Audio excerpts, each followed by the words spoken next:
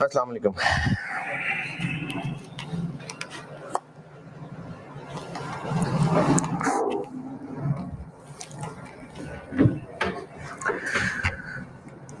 दुरूद शरीफ पढ़ लें।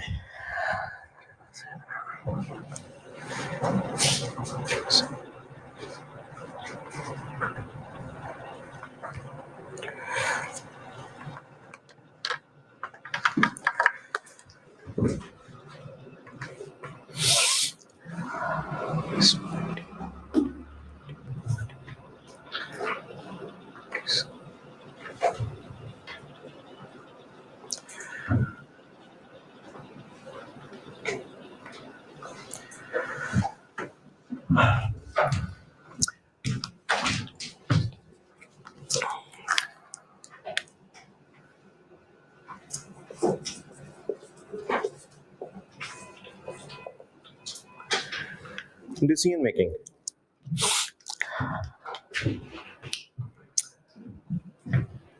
अच्छा, BFD business finance, D for dog, D for decisions. तो बिजनेस फाइनेंस डिसीजंस में बिजनेस के फाइनेंस के डिसीजंस कर रहे हैं। अच्छा, डिसीजंस सिर्फ किसी एक टॉपिक के अंदर नहीं है। जितने चैप्टर हमने पढ़ने हैं उन सब के अंदर कहीं ना कहीं डिसीजन मेकिंग ही होगी। लेकिन एज सच डिसीजन मेकिंग कह के मैं आपको एक टॉपिक पढ़ाने लगा, वो है लॉन्ग टर्म डिसीजन मेकिंग, जिसको इन्वेस्टमेंट अप्रेजल भी कहते हैं, कैपिटल बजटिंग भी कह सकते हैं। ज्यादा मशहूर इन्वेस्टमेंट अप्रेजल है। एक सवाल आता ही आता है, दो भी आ चुके हैं, दो भी आ सकते हैं, तो एग्जाम पॉइंट ऑफ व्यू से बहुत ज्यादा इंपॉर्टेंट है। लेकिन मैंने पिछली क्लास में बताया था कि लॉन्ग टर्म डिसीजन मेकिंग से पहले शॉर्ट टर्म डिसीजन मेकिंग, जो कि अब BFD के सिलेबस का हिस्सा नहीं है, जून 22 में सिलेबस रिवाइज हुआ था, अब सिलेबस का हिस्सा नहीं है, लेकिन उसके कॉन्सेप्ट्स एक बार गो थ्रू कर लें, फायदा होगा लॉन्ग टर्म डिसीजन मेकिंग में। तो मैं अभी एक दो क्लासेस के अंदर ना शॉर्ट टर्म डिसीजन मेकिंग बस गुजारूंगा आपके सामने से। हाँ, प्रैक्टिस के लिए सवाल मैं कैफ लेवल के सवाल करा रहा हूँ, तो उस वक्त मकसद ये नहीं होगा आपको बताना कि जी आपका सवाल इस तरह से आएगा, उसको ऐसे सॉल्व करना, नहीं। शॉर्ट टर्म डिसीजन नहीं है आपके सिलेबस के अंदर। दिसंबर 21 तक था, अब निकल गया सिलेबस से, लेकिन उसके कॉन्सेप्ट्स बहुत अच्छे हो जाएंगे लॉन्ग टर्म डिसीजन मेकिंग पढ़ने के लिए। तो वैसे डिसीजन मेकिंग तकरीबन सारे BFD में है, लेकिन टॉपिक डिसीजन मेकिंग ये एक अलग से चैप्टर है। अच्छा, डिसीजन जब करना होता है किसी भी चीज के लिए, इवन कि अगर ये भी डिसीजन करना है ना कि आज आपने क्लास के लिए आना था कि नहीं आना था, तो इस डिसीजन को करने के लिए कुछ फैक्टर्स कंसिडर किए गए होंगे। चलो इसी मिसाल पे आगे चलते हैं। क्लास में आना था कि नहीं आना था, क्लास के अंदर एंटर हो जाने तक, उससे पहले आप अभी डिसीजन मेकिंग फेज में थे, क्या क्या फैक्टर्स कंसिडर किए होंगे ये डिसीजन लेने के लिए कि क्लास में एंटर होना है कि नहीं होना। सर आ रहे हैं कि नहीं आ रहे? अच्छा, अब तो ठीक होने लगा, जो आ गए और हाँ जी है। अरे अभी इतने गहरे गहरे लफ्ज ना बोले। हाँ जी, आसान, बिल्कुल आसान सी बात करो। Potential loss. अच्छा, मैं ना बिल्कुल आसान अल्फाज में बात पूछ रहा हूँ कि आप जब अभी क्लास में आने लगे थे तो क्या क्या फैक्टर्स सोचे होंगे क्लास में आने का फैसला करने के लिए। हाँ, फ्यूल कितना है बाइक में, तो अब रेट आज तो बल्कि वो 3 अगस्त ही है, 4 अगस्त, अब तो रेट 15 कोई बढ़ेगा जाके। तो हाँ बिल्कुल ठीक है, फ्यूल है, पैसे हैं, पहुंचना है और है सर ने पढ़ाना क्या है, बिल्कुल सही है। ऑफिस से टाइम पे रिलीज कर देंगे कि नहीं कर देंगे, टाइम काम खत्म हो रहा है कि नहीं है। हाँ जबरदस्त, क्लास से ज्यादा इंपॉर्टेंट कोई काम है कि नहीं। अच्छा, ये जितने फैक्टर्स आप बता रहे हैं, इनमें कोई ऐसा फैक्टर है कि आपने मैट्रिक में कितने नंबर लिए थे? नहीं नहीं, पिछले हफ्ते बारिश हुई थी कि नहीं हुई थी, वो जो टेस्ट मैच हुआ था पाकिस्तान जीता था कि हारा था, ये क्यों नहीं कंसिडर किए हैं? नहीं नहीं नहीं, ऐसे टेक्निकल वर्ड नहीं बोले ना। हाँ, क्या पास, तो उससे क्या हुआ? उन फैक्टर से आपके डिसीजन पे फर्क नहीं पड़ना था। हाँ, आपके डिसीजन पे इस बात से जरूर फर्क पड़ना था कि सर ने आना है कि नहीं आना।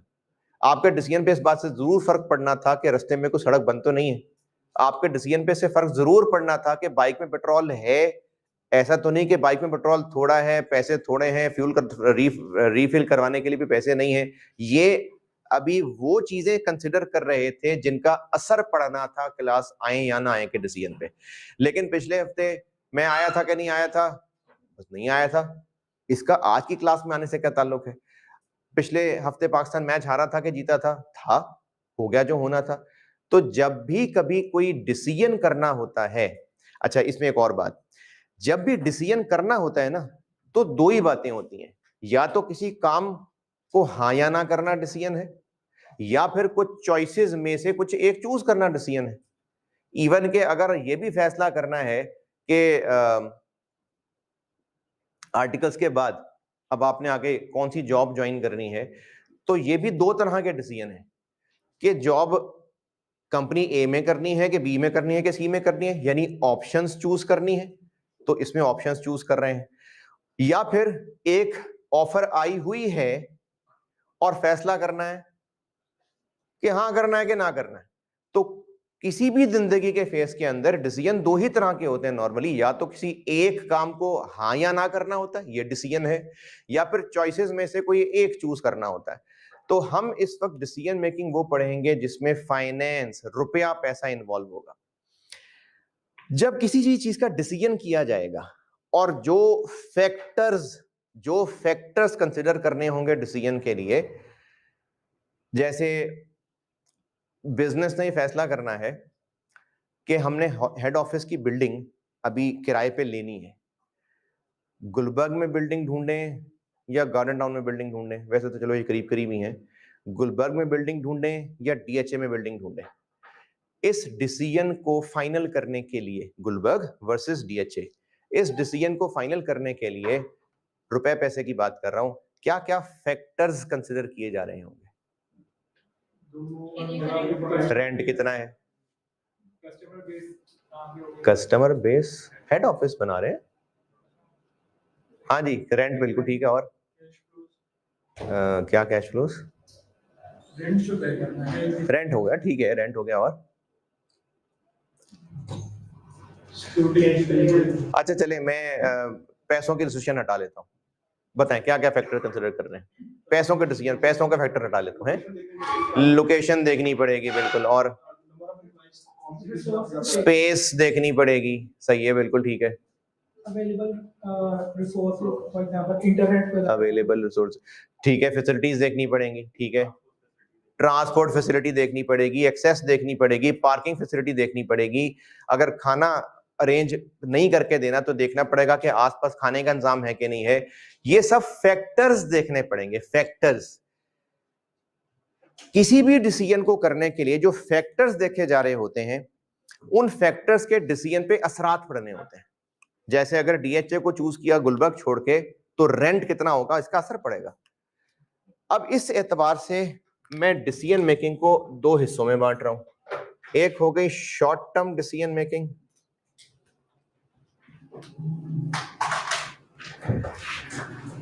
और एक लॉन्ग टर्म। अच्छा थोड़े स्टूडेंट लेवल की मिसाल बनाता हूं, आप लोग अभी आर्टिकल्स कर रहे हैं और आप में से अक्सर लोग दूसरे शहरों से होते हैं, तो आप लोग किसी हॉस्टल में रह रहे हैं।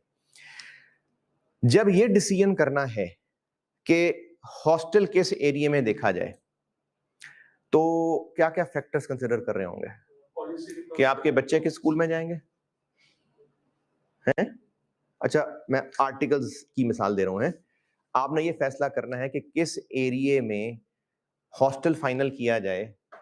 इस डिसीजन को करते हुए ये सोचेंगे कि आपके बच्चे बड़े होकर किस स्कूल में जाएंगे, क्यों क्यों नहीं है?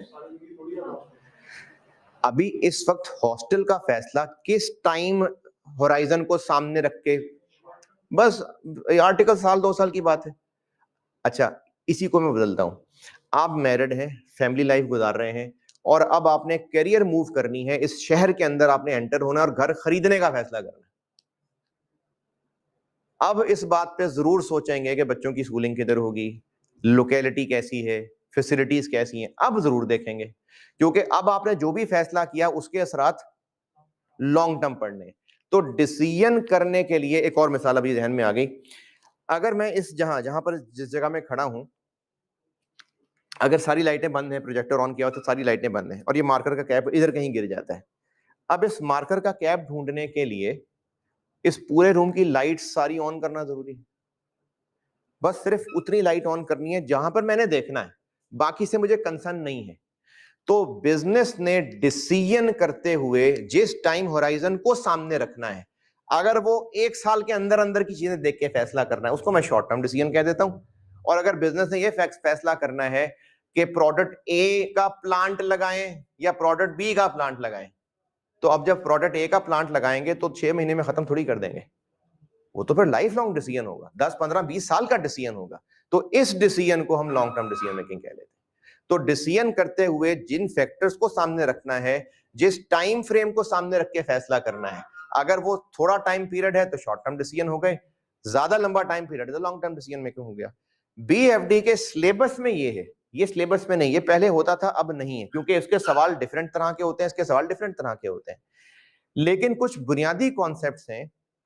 मैं अभी एक टर्म बोल रहा हूं, जिन लोगों ने पहली दफा बीएफडी पढ़ना है और कॉस्ट भूल भाल गए, तो मैं भी थोड़ी देर तक समझाऊंगा। ये एक मैं वर्ड रेलेवेंट बोल रहा हूं, रेलेवेंट। तो शॉर्ट टर्म डिसीजन मेकिंग में सिर्फ और सिर्फ इसलिए एक रिवीजन कराने लगा हूं ताकि आपको इसमें ना रेलेवेंट के अच्छे कॉन्सेप्ट्स बन जाएंगे। एक बार इसमें कॉन्सेप्ट्स बिल्ड हो गए, फिर लॉन्ग टर्म डिसीजन में रेलेवेंट वाला मसला नहीं होगा, फिर और तरह के मसलों में चलेंगे, इसके अंदर और तरह के मसले हैं। तो रेलेवेंट वाली चीज मैं क्लियर कर पाऊं, इस वजह से मैं शॉर्ट टर्म डिसीजन मेकिंग का एक ओवरव्यू देने लगा। ओवरव्यू इसलिए कह रहा हूं क्योंकि सिलेबस में जब है ही नहीं तो इसके लंबे चौड़े सवाल करने की जरूरत नहीं है। तो मैं कैफ लेवल का decision making, short term decision making बस गुजारूंगा, आपने सिर्फ कॉन्सेप्ट पकड़ने हैं उसमें से। मैं बेशक सवाल शायद बोर्ड पे कर रहा हूं, हो सकता है प्रोजेक्टर पे दिखा रहा हूं, क्योंकि मकसद तो इस वक्त ये है ही नहीं शॉर्ट टर्म डिसीजन मेकिंग का कि आपको मैं सवाल की एग्जाम प्रेजेंटेशन सिखाऊं। तो इस वक्त मकसद सिर्फ ये है कि आपको मैं स्पेशली रेलेवेंट कॉस्ट का कॉन्सेप्ट समझा पाऊं। दूसरा फायदा, ऐसे कुछ सवाल गुजरे हैं पास्ट में जिसमें लॉन्ग टर्म डिसीजन मेकिंग के क्वेश्चन के अंदर वो कॉन्सेप्ट मिक्स हो गए जो typically short term decision making के अंदर यूज हो रहे होते हैं। तो इन दो फायदों की वजह से, इन दो चीजों की वजह से मैं आपको short term decision making revise कराने लगा। लेकिन ये बात फिर बार बार इसलिए कह रहा हूं कि चूंकि ये एग्जाम में नहीं है, तो इसलिए इससे मुझे फर्क नहीं पड़ रहा, आपको फर्क नहीं पड़ रहा कि सर एग्जाम में प्रेजेंट कैसे करना है, अभी इससे फर्क नहीं पड़ रहा, बस मैं गुजारूंगा, कॉन्सेप्ट जरूर पकड़ने हैं आपने। तो शॉर्ट टर्म डिसीजन मेकिंग से मैं स्टार्ट करता हूं, फिर officially long term decision making शुरू होगा तो ये बीएफडी शुरू होगा। अच्छा, अभी चूंकि बुक अगले वीक का मुझे पता है, तो मैंने ना शॉर्ट टर्म डिसीजन मेकिंग की पीडीएफ फाइल, जो बुक में मैंने चैप्टर 1 बनाया हुआ है, वो अभी जो सामने बैठे हुए लोग हैं आपसे मैंने व्हाट्सएप ग्रुप में शेयर कर ली, और जो ऑनलाइन सुन रहे हैं तो मैंने उनके एलएमएस पे रख दी है फाइल।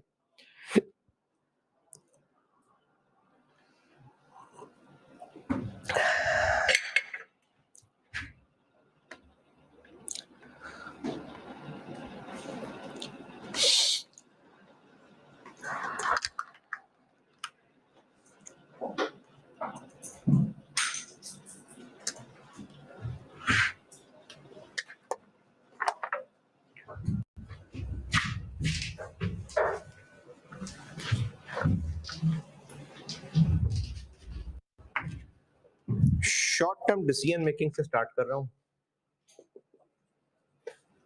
ये बुक में मैंने लिखा हुआ है चैप्टर, और इसको मैंने अपनी बुक में चैप्टर 1 रखा हुआ है। अच्छा, मैंने लास्ट टाइम ये कहा था इंट्रोडक्शन वाले लेक्चर में कि आईकैप में ना बुक ले जाना अलाउड है।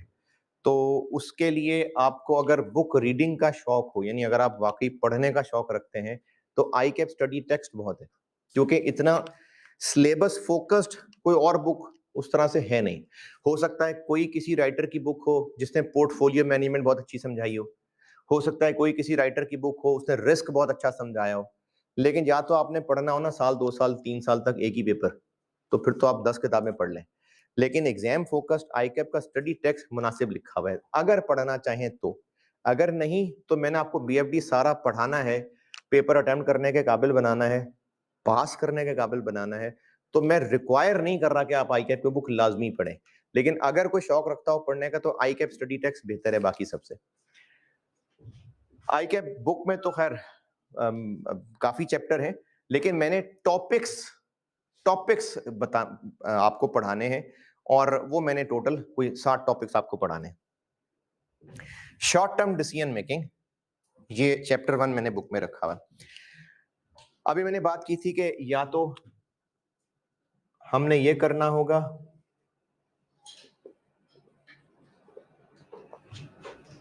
कि एक्सेप्ट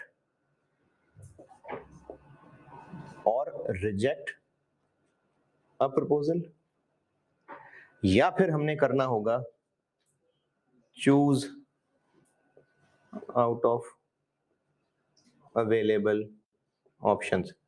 ये दो ही बातें हो सकती हैं, या तो हम किसी एक प्रपोजल की बात कर रहे होंगे, उसको एक्सेप्ट या रिजेक्ट करना होगा, या फिर हमारे पास मुख्तलिफ ऑप्शंस होंगी और उनमें से चूज करना होगा। अच्छा, चूंकि हम फाइनेंस पढ़ रहे हैं, बिजनेस फाइनेंस डिसीजंस, तो अभी जो थोड़ी बहुत मिसालें दे रहा था, फैक्टर्स तो बहुत सारे कंसिडर किए जाते हैं। जैसे मैंने हॉस्टल की बात की थी, तो आप लोग हॉस्टल का फैसला करते हुए ये भी कंसिडर करेंगे कि आपके ऑफिस से कितनी दूर है। अब इसमें रुपए तो इन्वॉल्व नहीं है।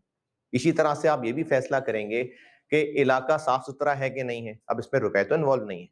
तो फैक्टर्स तो बहुत सारे भी होते हैं, फाइनेंशियल भी होते हैं, नॉन फाइनेंशियल भी होते हैं, लेकिन हम चूंकि बिजनेस फाइनेंस डिसीजन पढ़ने लगे हैं, तो हमने डिसीजन मेकिंग में सिर्फ उन फैक्टर्स की बात करनी है जो रुपए पैसे में तोले जा सकते हैं। हमने सिर्फ फाइनेंशियल फैक्टर्स की बात करनी है।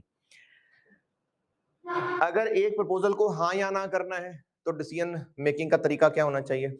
या तो एक प्रपोजल हाँ या ना होगा, या मल्टीपल ऑप्शन होंगे। मैं एक प्रपोजल की बात कर रहा हूँ, फाइनेंस पॉइंट ऑफ व्यू से सोच रहे हैं। अगर हमने किसी एक प्रपोजल जिससे प्रॉफिट या लॉस हो सकता है, एक्सेप्ट या रिजेक्ट, कैसे करें फैसला? प्रॉफिटेबल है तो हाँ कर देंगे, लॉस मेकिंग है तो ना कर देंगे। इनमें से कैसे फैसला होना चाहिए? अगर तो सारी ऑप्शंस प्रॉफिटेबल हैं, तो जिसमें ज्यादा प्रॉफिट है, और अगर ऑप्शंस एक्चुअली कोई कॉस्ट की ऑप्शन है, यानी मटेरियल वहां से खरीदेंगे, वहां से खरीदेंगे, वहां से खरीदें, लेबर वहां से हायर करेंगे, वहां से हायर करेंगे, वहां से हायर, मशीन वहां से खरीदेंगे, वहां से खरीदें, तो जो कम कॉस्ट पड़ेगी। तो डिसीजन मेकिंग का सादा सा सूल ये है कि अगर तो एक प्रपोजल है, हाँ या ना करनी है, प्रॉफिट है तो हाँ कर दें, लॉस है तो ना कर दें, और अगर ऑप्शन में से चूज करना है और सारी प्रॉफिटेबल ऑप्शन है, तो जिसका ज्यादा प्रॉफिट है वो एक्सेप्ट कर लें, और अगर सारी ही एक्चुअली है ही कॉस्ट इनकर करने की ऑप्शंस, तो जिसमें सबसे कम कॉस्ट है। अगला मसला कि ये जो प्रॉफिट कैलकुलेट करना है, ये कैसे कैलकुलेट करना है, यानी प्रॉफिट कैलकुलेट करने के लिए क्या क्या फिगर्स कंसिडर करनी है।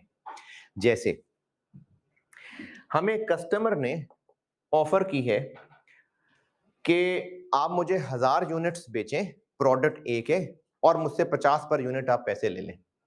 कस्टमर की तरफ से भी ऑफर है, हमने उसको हाँ या ना नहीं किया, पता नहीं रेट सही लगा रहा है कि नहीं लगा रहा। इसी तरह से कस्टमर ने ऑफर किया, चलो कॉलेज की मिसाल लेते हैं, आईसीएमए ने पैक को ऑफर की है कि आप हमें एक कोर्स पढ़ा दें IFRS 9 का, 10 लेक्चर्स का कोर्स है, आप हमसे 5 लाख रुपए ले लें इस बात के।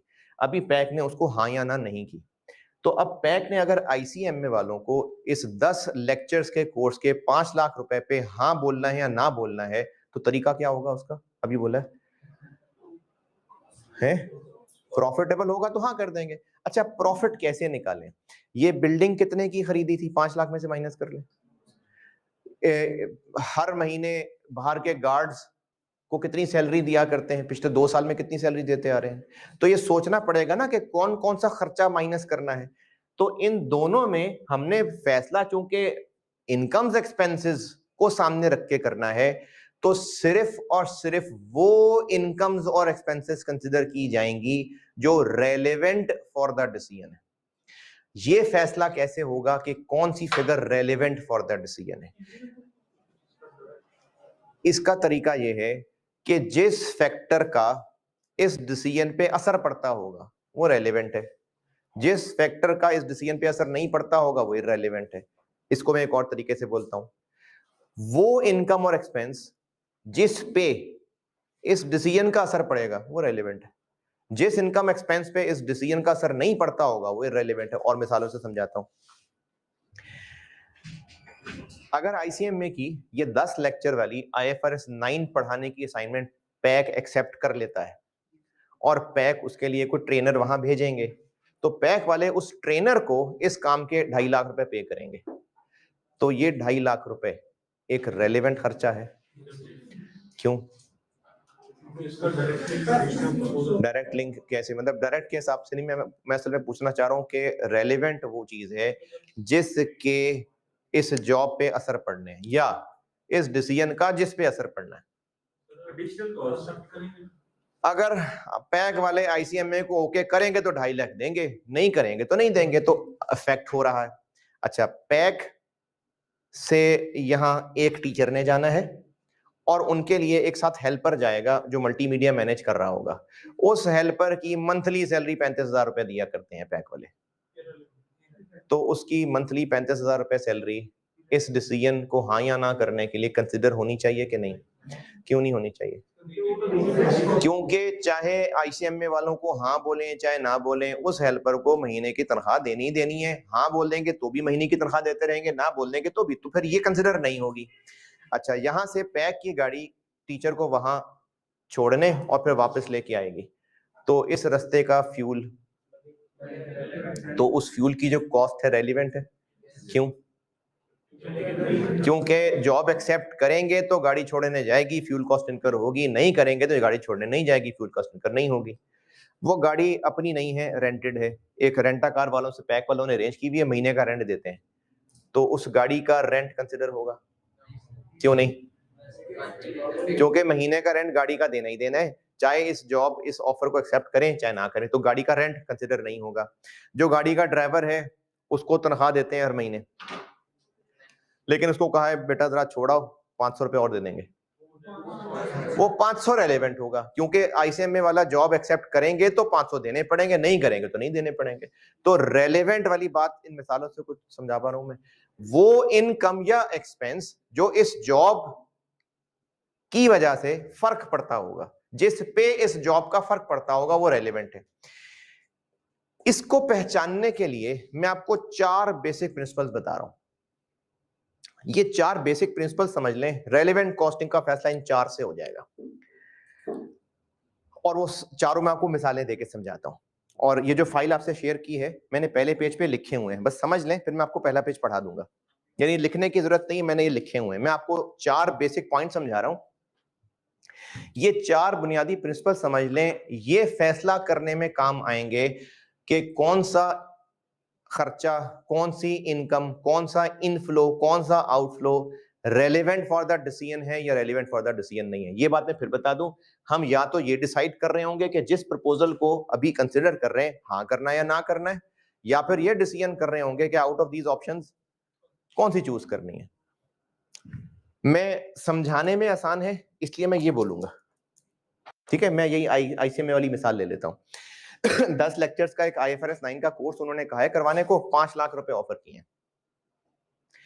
4 बेसिक प्रिंसिपल्स बताने लगा हूं। नंबर 1, इस जॉब की वजह से, इस जॉब की, ये मैंने लिखे हुए पॉइंट समझ लीजिएगा, मैंने लिखे हुए हैं। इस जॉब की वजह से जो भी बिजनेस को इनफ्लो होगा, इस जॉब की वजह से कहने का मेरा मतलब है कि जॉब होगी तो वो इनफ्लो होगा, और ये जॉब ना की तो इसलिए कह रहा हूं नंबर 1, इस जॉब की वजह से जो इनफ्लो होगा वो इनफ्लो इस जॉब के रेलेवेंट इनकम है। इस जॉब की वजह से, इस जॉब से नहीं कह रहा मैं, इस जॉब की वजह से बिजनेस को जो इनफ्लो होगा वो एक रेलेवेंट इनकम है। मिसाल के तौर पे इसी मिसाल में 5 लाख रुपए रेलेवेंट है कि नहीं? क्यों रेलेवेंट है? क्योंकि वो इस जॉब की वजह से 5 लाख मिलेगा, जॉब नहीं करेंगे तो नहीं मिलेगा, वो एक रेलेवेंट इनकम है। और मिसाल देता हूं, एक और मिसाल देता हूं। अभी क्लासेस नहीं है और पैक के काफी सारे रूम्स खाली हैं, PRC नहीं है, फिर इसके अलावा अभी कैफ खत्म हो गया है।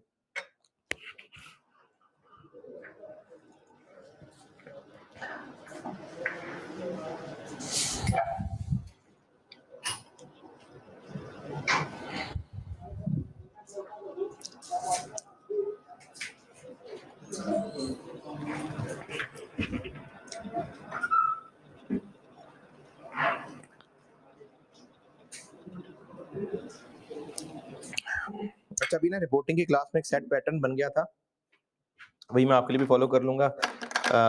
6:30 पहुंच जाया करें, तो 6:30 में शुरू कर दूंगा और 2 ब्रेक्स करूंगा। एक अभी तकरीबन कोई 7:20-25 पे कर लूंगा मगरिब की, उसके बाद तकरीबन कोई 8:30 पौने 9 तक कर लूंगा ईशा की, और फिर 9:45 पे छोड़ दूंगा। तो 6:30 आप पहुंच जाया करें। 6:15 टाइम रखवाया था मैंने, लेकिन वो काफी सारे स्टूडेंट्स ने कहा था कि नहीं 6:30, तो 6:30 पहुंच जाया करें। 6:30 शुरू कर लूंगा, 9:45 छोड़ दूंगा और 2 ब्रेक्स डालूंगा बीच में। अच्छा जी, मैं मिसाल दे रहा था कि पैक में काफी सारे रूम्स खाली हैं और पैक वालों को एक ऑफर की आई कैप ने कि हमने एक सेमिनार कंडक्ट करना है, तो आपके पास चूंकि बड़े रूम्स अवेलेबल हैं तो हमें 1 दिन का आपका रूम चाहिए। इस बात के लिए वो पर डे एक रेंट देने को तैयार हो गए। अब वो जो आई कैप को भी हाँ नहीं बोली पैक ने। आई कैप इस 1 दिन का रूम रेंट जो पैक को पे करना चाहता है, वो इस डिसीजन के लिए रेलेवेंट है, क्योंकि हाँ करेंगे तो इनकम होगी, नहीं करेंगे तो नहीं होगा।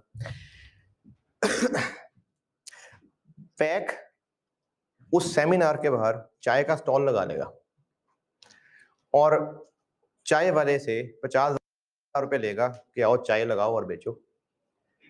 अब ये 50,000 आई कैप से लेने हैं? नहीं, सेमिनार होना है, एक अपॉर्चुनिटी बनी कि चाय वाले को वहां बिठा देंगे और चाय वाले को जगह ठेके पे देंगे और 50,000 रुपए ले लेंगे उससे।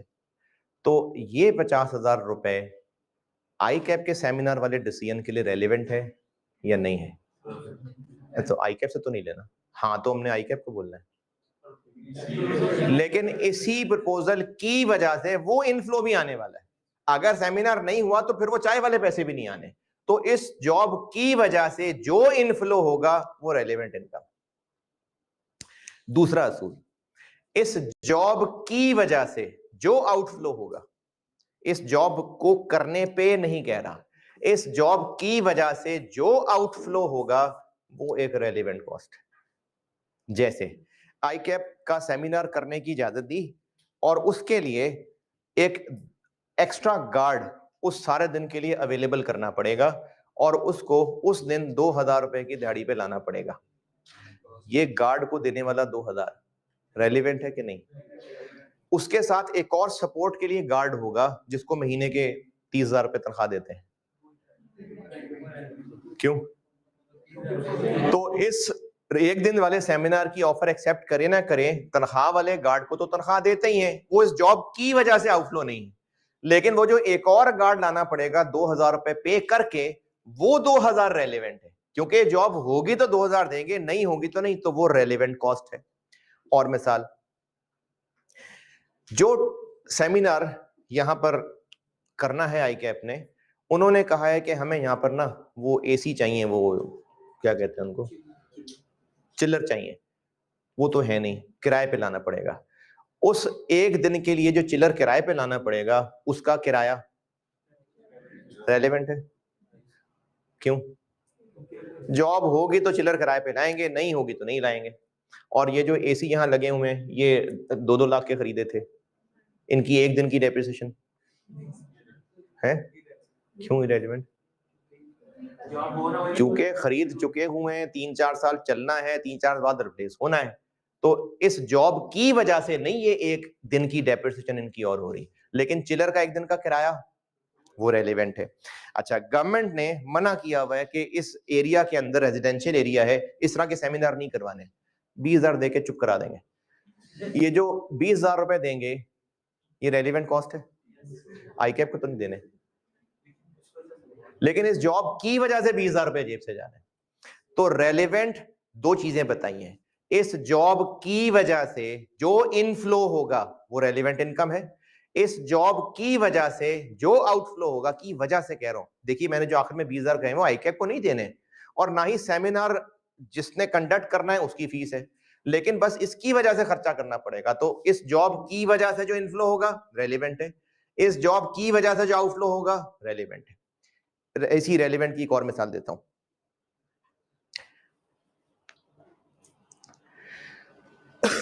अगर आई कैप का सेमिनार 1 दिन का यहां अलाउ किया तो आईसीएमए वाले कहेंगे कि आईकेप का सेमिनार अलाउ किया, करके दिखाओ जरा, नहीं करने देंगे तुम्हें। गार्डन टाउन कैंपस पे पथराव करेंगे हम। अच्छा, अब पैक वालों को गार्डन टाउन कैंपस पे भी 2 गार्ड रखने पड़ जाएंगे उस दिन। सेमिनार यहां हो रहा है गुलबर्ग में, लेकिन गार्डन टाउन कैंपस में गार्ड रखने पड़ जाएंगे। उनका जो खर्चा होगा वो रेलिवेंट है, लेकिन सेमिनार तो गुलबर्ग में हो रहा है, इसकी वजह से वो खर्चा देना पड़ेगा। तो जो इस जॉब की वजह से इनफ्लो होगा रेलिवेंट है, जो इस जॉब की वजह से आउटफ्लो होगा रेलिवेंट है। तीसरी बात, जिस दिन सेमिनार होना है हर रोज, चूंकि कैंपस बंद है आजकल, वो जो 55T वाला है बंद है, क्लासेस नहीं है, तो बंद कैंपस होने की वजह से 3 गार्ड रखे हुए थे डेली वेजेस पे। डेली वेजेस पे 3 गार्ड रखे हुए थे। उस दिन चूंकि कैंपस खुला होगा, सेमिनार हो रहा होगा, तो उनमें से 2 को उस दिन फारिग कर देंगे। 3 गार्ड रखे हुए हैं, पर डे वेजेस देते हैं, क्योंकि कैंपस बंद होता है। उस दिन चूंकि कैंपस खुलेगा तो 3 में से 1 काफी है, 2 को कहेंगे नहीं रहने दो, आज छुट्टी करो। तो वो जो उनको डेली वेजेस देते थे, उस दिन की छुट्टी करवा देंगे उनकी, तो 2 लोगों का पैसा बच गया। अच्छा, वो जो पैसा बचा वो होना था, इस जॉब की वजह से सेव हो गया, वो रेलिवेंट इनकम है। तो एक आउटफ्लो होना था, इस जॉब की वजह से सेव हो जाएगा, वो एक रेलिवेंट इनकम है। और मिसाल, यहां कुछ खराब से टिश्यू पड़े हुए थे, और इतने भी खराब नहीं थे खैर, लेकिन कुछ खराबी थी और उनको बस फेंकना था। और फेंकना था तो किसी को पैसे देके यार इसको जरा दूर फेंको। उसने वो टिश्यू फेंकने के 1000 रुपए लेने थे, फालतू पड़े हुए हैं, फेंकवाने लगे थे, 1000 रुपए देके फेंकवाने थे। सेमिनार हो गया, सोचा उनको दे देंगे गिफ्ट, वो इस्तेमाल ही कर लेंगे, खुश हो जाएंगे कि टिश्यू इस्तेमाल फ्री दे दिए। तो अब ये जो 1000 खर्च करना था टिश्यू फेंकवाने पे, वो बच जाएगा। तो ये रेलिवेंट इनकम है। तो एक आउटफ्लो होना था, इस जॉब की वजह से सेव हो जाएगा, वो एक रेलिवेंट इनकम है। चौथा प्रिंसिपल, चूंकि कैंपस बंद था तो इर्द गिर्द के ऑफिसेस को डेली बेसिस पे कार पार्किंग की फैसिलिटी दी हुई थी और उनको उस फैसिलिटी का चार्ज करते थे। जिस दिन सेमिनार हुआ उस दिन वो फैसिलिटी उनको मना करनी पड़ेगी, क्योंकि यहाँ के गेस्ट की गाड़ियां होंगी। तो इसमें क्या रेलिवेंट लग रहा है?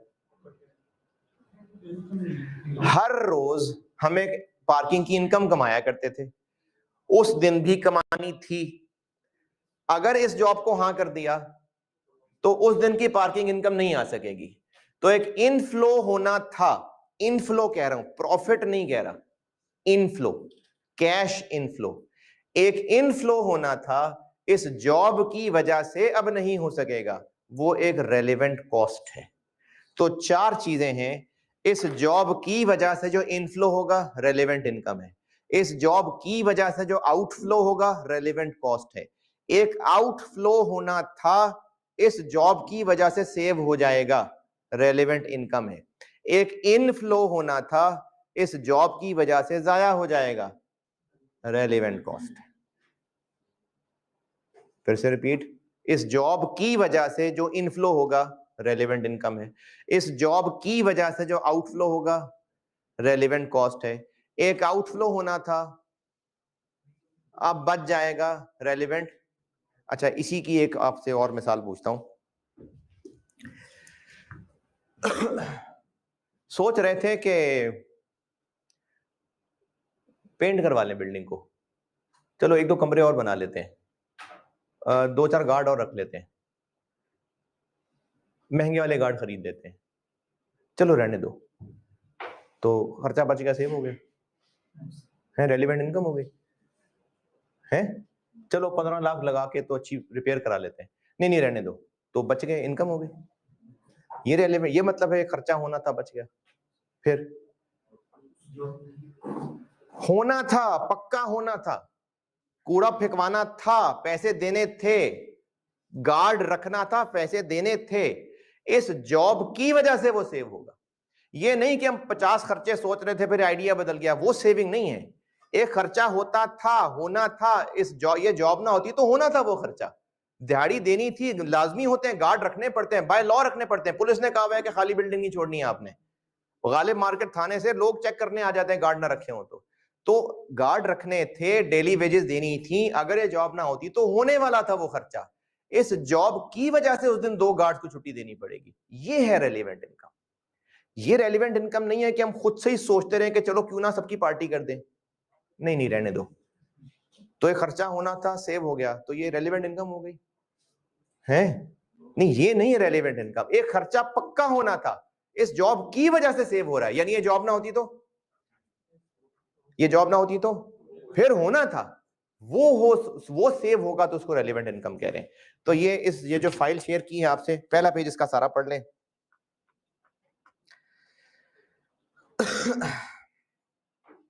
शॉर्ट टर्म डिसीजन मेकिंग, पहला पेज सारा पढ़ लें। इसी की मैंने आपको समरी बताई है, एक बार पढ़ लें सारा तो फिर मैं आगे चलता हूं।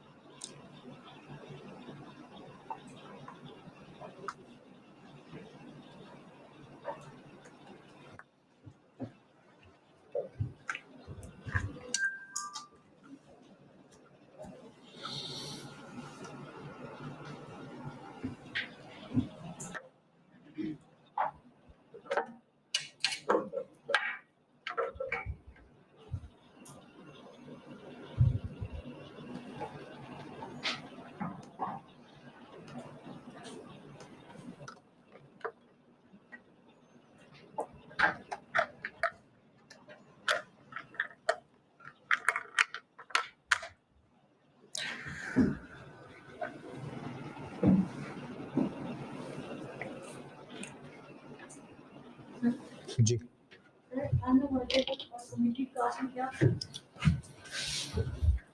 मिलती जुलती चीजें ही हैं। इस माने में हो सकता है कि अनअवॉइडेबल वो होती है जो अवॉइड नहीं हो सकती, यानी जैसे मैंने कहा गार्ड की सैलरी है, वो लॉ की तरफ से रिक्वायर्ड है कि हर वक्त यहाँ गार्ड अवेलेबल होना चाहिए। लॉ वालों ने इन्फोर्स करने आ जाना है गार्ड क्यों नहीं रखा हुआ, तो वो हम अवॉइड नहीं कर सकते, वो हमने करना ही करना है खर्चा। कमिटेड भी होता इसी मायने में है। कमिटेड इस सेंस में कह सकते हैं कि हमने एक एम्प्लॉय को कहा जी हर महीने हम तुम्हें सैलरी दिया करेंगे, हम तुम्हें कमिट कर चुके, ये काम होना हो हम तुम्हें सैलरी देंगे, तो ये कमिटेड कॉस्ट है। लेकिन है तकरीबन एक जैसी चीजें।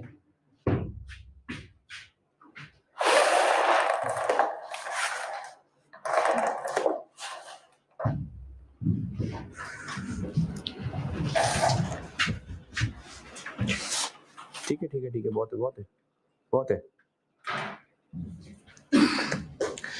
अच्छा ये ना एक है, हाँ कर दे।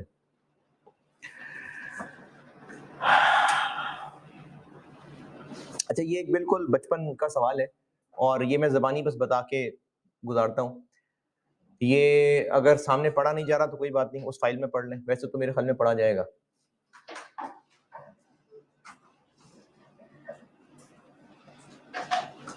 पढ़ लें एक बार तो मैं डिस्कस करता हूँ उसको।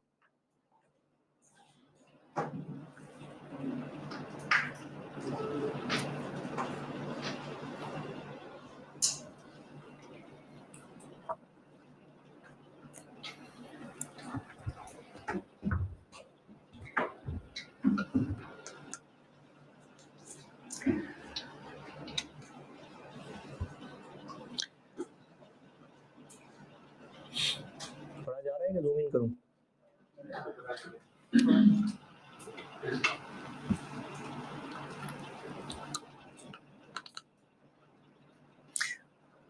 अच्छा वो ऑनलाइन वाले जिनसे नहीं विजिबल हो रहा, वो जो फाइल पीडीएफ की दिया ना उसमें दूसरे पेज पे है।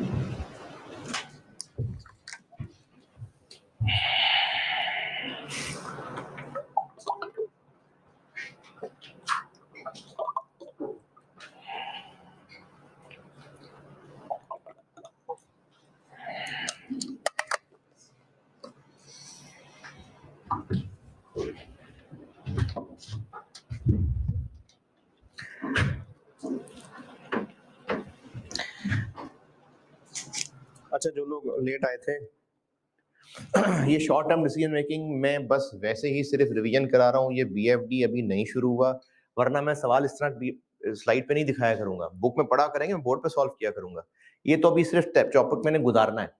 कहानी ये है कि हम मैसर्स क्वीनकॉर्प हैं और हम एक प्रोडक्ट पीसी बनाया करते हैं। हमारा जो प्रोडक्ट है वो पीसी है।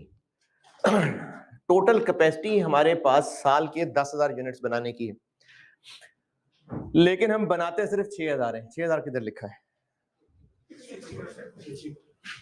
हम अभी इस वक्त 6,000 बनाते हैं, तो बना ले पूरे 10,000, क्यों 6,000 बनाते हैं?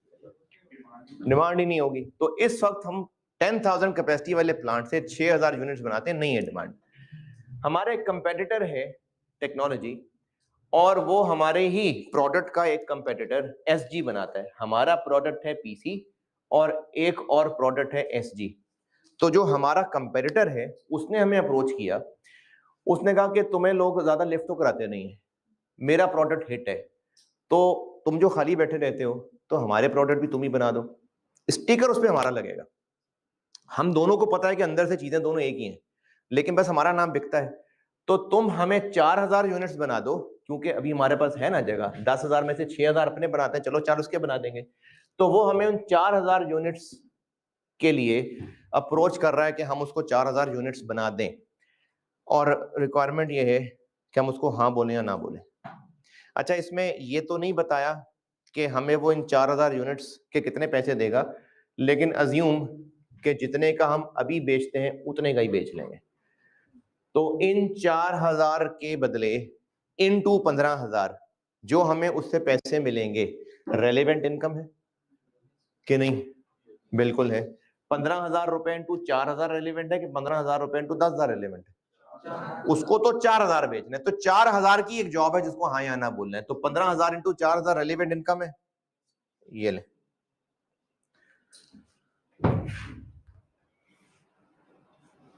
रेलिवेंट इनकम हो गई, ये आखिर में 4,000 इंटू 15,000 ये रेलिवेंट इनकम है। हमें 4,000 बनाने के लिए खर्च करना पड़ेगा, ये उसके खर्चे हैं, लेकिन ये वो हैं जो अभी इस वक्त हम एक यूनिट बनाने में खर्च करते हैं। 5,000 रुपए का मटेरियल लगाते हैं। अब चूंकि हम 4,000 यूनिट्स और बनाएंगे तो उन पे भी मटेरियल लगाना पड़ेगा, तो ये मटेरियल कॉस्ट रेलिवेंट 4,000 इंटू 5,000 रुपए। लेकिन जब हम सप्लायर से बात करेंगे तो सप्लायर ने कहा है कि तुम जब मुझसे और मटेरियल खरीदोगे तो मैं तुम्हें रेट कम कर दूंगा, 2% डिस्काउंट देने को वो तैयार है। तो एक तो ये कि हमें इन 4000 यूनिट्स के लिए मटेरियल 5000 रुपए का नहीं पड़ना, इतने का पड़ेगा।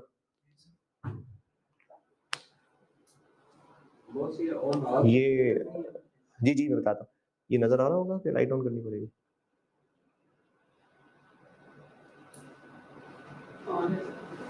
जी बोलिए आप। जी जी मैं बिल्कुल बताता हूँ। तो हम इन 4000 यूनिट्स को बनाएंगे, उस पे मटेरियल 5000 नहीं इतने का पड़ेगा, ये बनता है 4900। तो 4000 इंटू 4900 रेलिवेंट है कि 4000 यूनिट्स इंटू 5000 रुपए रेलिवेंट, 4900। लेकिन इस जॉब की वजह से वो जो हमने अपने 6000 बनाने थे उन पे भी डिस्काउंट मिल जाएगा। तो उन 6000 रुपए पे जो हम 100 रुपए बचाने वाले हैं, अगर हम 6000 अपने लिए बनाते तो कितने का मिलता मटेरियल, इसकी वजह से वो उनके लिए भी 100 रुपए छोड़ देगा। तो ये जो बचत है ये एक रेलेवेंट इनकम है, ये रेलेवेंट इनकम आ गई।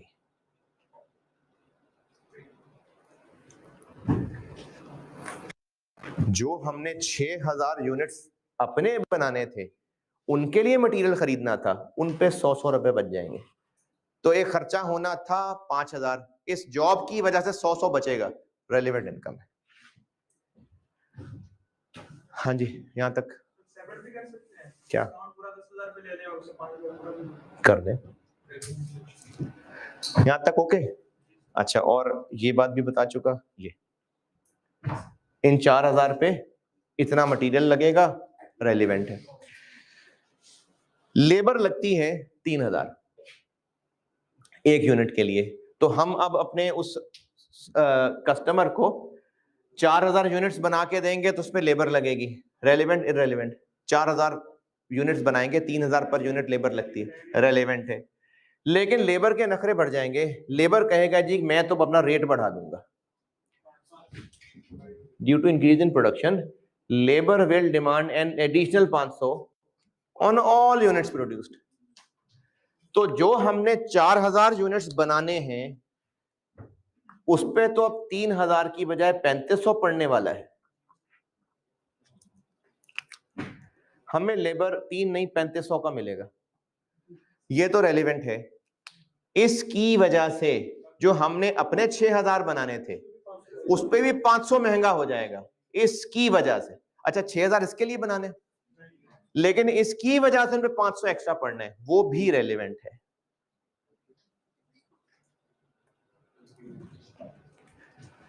जो 4000 बनाने इंटू 3500 वो तो रेलिवेंट है, और जो हमने अपने 6000 बनाने थे उन पे 500 जो एक्स्ट्रा पड़ेगा वो भी इस जॉब की वजह से पड़ेगा, वो भी रेलिवेंट है। जी यहां तक बताइए कोई सवाल? स्पेयर टाइम भी तो हो सकता है इसमें, लेबर है नहीं ना, कोई होता तो। फिर हम एक यूनिट बनाते हैं और हमें उस पे 2000 रुपए के वेरिएबल ओवरहेड्स पड़ते हैं, वेरिएबल 2000 रुपए के वो ओवरहेड्स पड़ते हैं। इनके बारे में यहाँ पर दोबारा कुछ नहीं कहा, तो पढ़ते हैं तो पढ़ते हैं। 4000 और बनाएंगे तो उन पे भी पड़ जाएंगे। तो 4000 इंटू 2000 ये हमारे रेलेवेंट वेरिएबल ओवरहेड्स पड़ेंगे, वेरिएबल है, प्रोडक्शन करेंगे तो पड़ेंगे, तो ये भी एक रेलिवेंट कॉस्ट है। अभी इस वक्त फैक्ट्री बेशक हम पूरी यूटिलाइज नहीं करते, लेकिन फैक्ट्री की फिक्स कॉस्ट 12 मिलियन है। अब पूरी फैक्ट्री यूटिलाइज करेंगे तो वो 12 मिलियन बढ़ जाएगी, कम हो जाएगी? नहीं, क्योंकि तभी तो फिक्स्ड है। तो उस 12 का तो कुछ नहीं करना, लेकिन हमें शायद हो सकता है कि सुपरवाइजर एक्स्ट्रा रखने पड़े।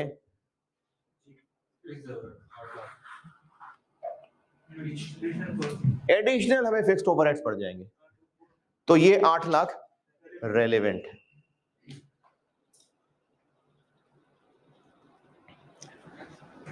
ये एडिशनल 8 लाख रेलिवेंट है और ये वेरिएबल ओवरहेड ये वाला, चूंकि वो हमारा कंपेटिटर हमसे बेहतर है और अब जब वो मार्केट में अपने सप्लाई और बढ़ाएगा तो अभी जो बचे कुचे लोग हमारे पास आ जाते थे वो भी वहीं चले जाएंगे, तो हमें फिर अपनी प्राइस गिरानी पड़ जाएगी। इसकी सप्लाई बढ़ने की वजह से और सेल सर्विस अच्छी होने की वजह से हमारी price will come down to 14,500। यानी हम जो अपने 6,000 यूनिट्स बेचा करते थे, 15-15 हजार के बेचते थे, इस कंपटीशन के और बढ़ने की वजह से उसको 14,500 पे लाना पड़ेगा। तो ये 500 का नुकसान रेलिवेंट है। 15 का बेचना था, अब इसकी वजह से 14,500 पे प्राइस करनी पड़ेगी, तो ये 500 भी रेलिवेंट है। ये 500 का डिस्काउंट रेलिवेंट है।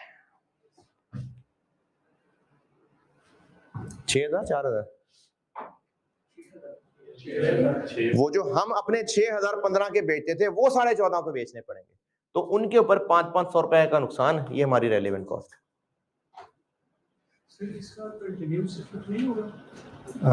क्या क्या कंटिन्यूस इफेक्ट यानी कई सालों में होगा, मतलब अगर ये कई ईयर्स तक चलेगा। बैच वाइज नहीं चल सकता कि हमारे पास इतनी जो है ना वो साल का 10,000 6,000 4,000 ये एक साल का है, तो अब आप कह रहे हैं कि हर साल में।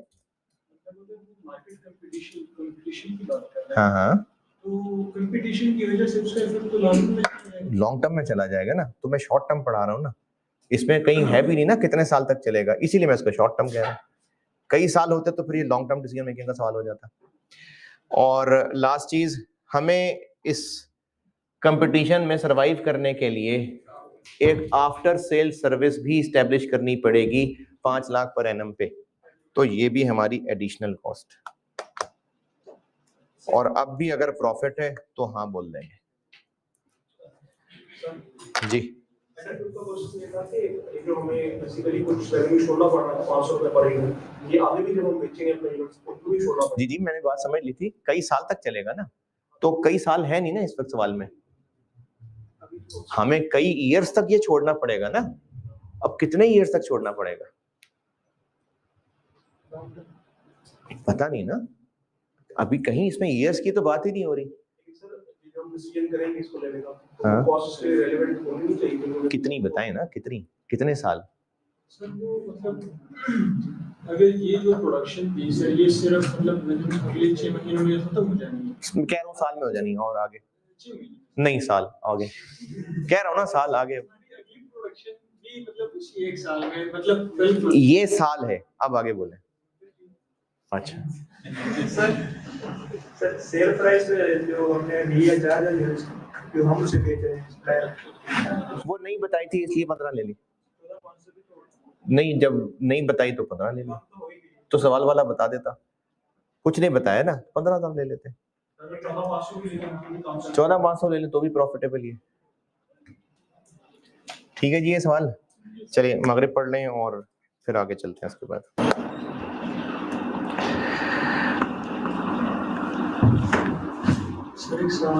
जी जी बोले। उसी के साथ से पहले सवाल में सर यहाँ पे ऐसी की बात नहीं हो रही कि जो प्रोडक्शन हमने की है करते हैं, हाँ, ये जो प्राइस में जो हमारी रिडक्शन आई है उसी की वजह से आई है, वो तो जनरल अपने को आफ्टर सेल सर्विस उसकी बेहतर है तो उसकी वजह से वो अपनी प्राइसेस जो है जनरल फैक्टर की वजह से अपनी प्राइसेस कम। उससे पहले क्या लिखा हुआ सेंटेंस के शुरू कहाँ से हो रहा है? हाँ, कैसे बढ़ जाएगा कंपटीशन?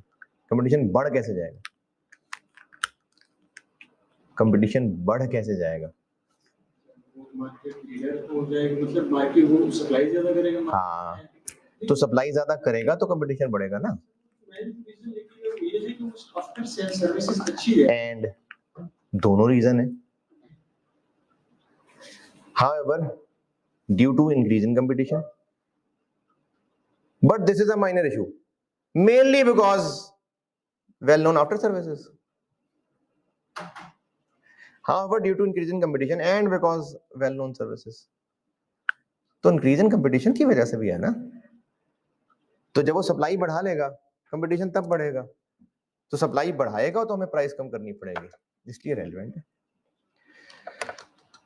वो जो आगे बात कनेक्ट हो रही है ना, and because of well known, तो इससे ये उसकी सप्लाई बढ़ेगी, तो नॉर्मली होता है ना, सप्लाई बढ़ती है तो प्राइस कम होती है, लेकिन चूंकि उनकी आफ्टर सेल सर्विस अच्छी है तो इसलिए ज्यादा लोग भागने लगेंगे उनकी तरफ, तो हमें इनको रोकने के लिए फिर डिस्काउंट देना पड़ेगा।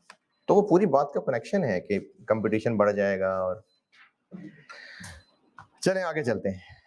ये तो थी जनरल बात कि 4 टिप्स बताई मैंने कि इस जॉब की वजह से जो इनफ्लो होगा रेलेवेंट है, इस जॉब की वजह से जो आउटफ्लो होगा रेलेवेंट कॉस्ट है, एक आउटफ्लो होना था इस जॉब की वजह से सेव हो जाएगा रेलेवेंट इनकम है, एक इनफ्लो होना था इस जॉब की वजह से जाया हो जाएगा रेलेवेंट कॉस्ट। ये जनरल बात हो गई।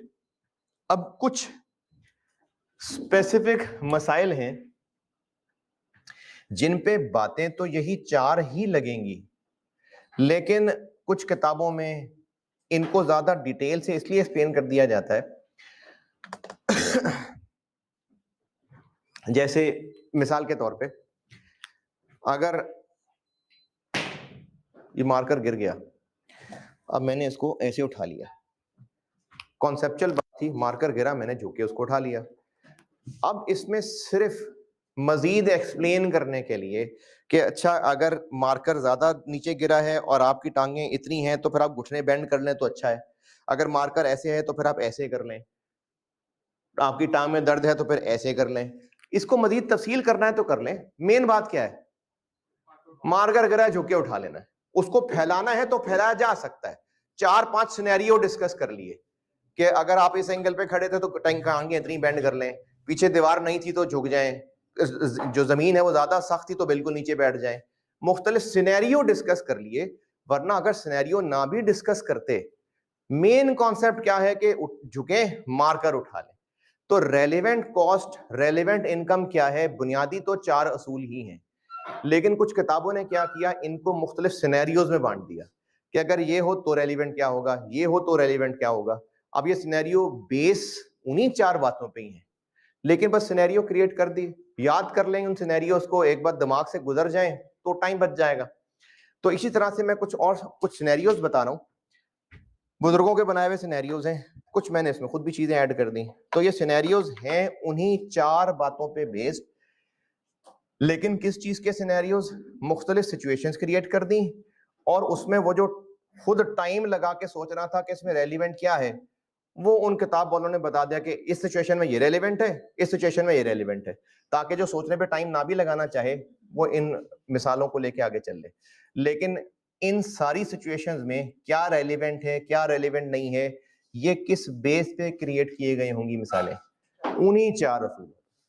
तो पहले हम मुख्तलिफ सिचुएशंस डिस्कस करते हैं डायरेक्ट मटेरियल से रिलेटेड, और मैं इसकी मिसाल दे देता हूं।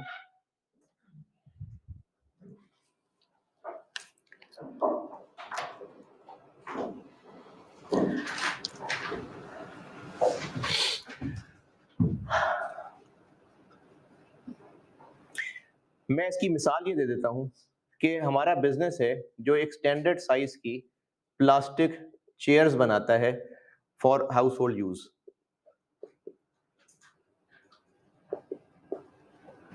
एक स्टैंडर्ड साइज की प्लास्टिक चेयर्स हमारा बिजनेस बनाता है, ये हमारा मेन प्रोडक्ट है। हमें एक ऑर्डर मिला एक कस्टमर की तरफ से, उसने कहा कि मुझे ना 300 चेयर्स चाहिए प्लास्टिक वाली, लेकिन छोटे साइज की। हमने ना बच्चों के प्ले ग्रुप्स और लाइब्रेरीज, एक स्कूल वालों ने हमें अप्रोच किया, हमें छोटे साइज की प्ले ग्रुप वगैरह के लिए प्लास्टिक, डिजाइन यही जो आप लोगों का है बड़ा अच्छा, हमें बस इसी डिजाइन की छोटी आप 300 चेयर्स बना दें। अब ये एक हमें ऑफर, एक ऑर्डर, एक प्रपोजल कह लेते हैं इसको, ये एक प्रपोजल मिला है जिसमें 300 चेयर्स हमने उन स्कूल वालों को बना के देनी है। तो इस वक्त एक डिसीजन ये करना है कि उन स्कूल वालों को ये चेयर्स 300 बना के दें या ना दें। उन्होंने कहा है कि हम आपको पर चेयर 1500 रुपए देने को तैयार हैं। तो डिसीजन ये करना है कि हमें 1500 रुपए की प्राइस एक्सेप्ट करनी चाहिए कि नहीं करनी चाहिए। ये इस वक्त एक प्रपोजल है। इस प्रपोजल को हाँ या ना करने के लिए हम कौन कौन सी आइटम्स इस्तेमाल करेंगे जो इस प्रपोजल के लिए रेलेवेंट है। अब रेलेवेंट कौन सी हैं कौन सी नहीं है वही 4 बातें। इस जॉब, इस प्रपोजल की वजह से जो इनफ्लो होगा, इस प्रपोजल की वजह से जो आउटफ्लो होगा, एक आउटफ्लो होना था इस प्रपोजल की वजह से बच जाएगा, वो रेलिवेंट इनकम है।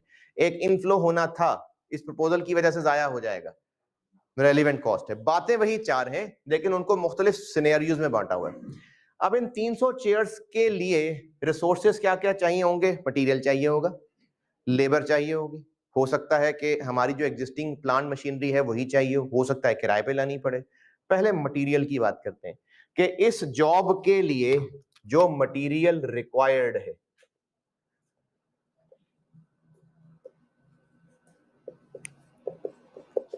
मैं इस जॉब को बेस बना के मटेरियल समझाने लगा। इस जॉब के लिए जो प्लास्टिक रिक्वायर्ड है, जो मटेरियल जो प्लास्टिक रिक्वायर्ड है,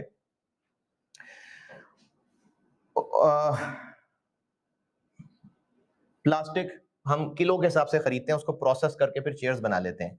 तो हमें इस जॉब के लिए लेट से 600 केजी ये मटेरियल चाहिए। इस जॉब के लिए ये जो 600 किलो यूज होगा, इस 600 किलो की रेलेवेंट कॉस्ट क्या होगी ये बताने लगा।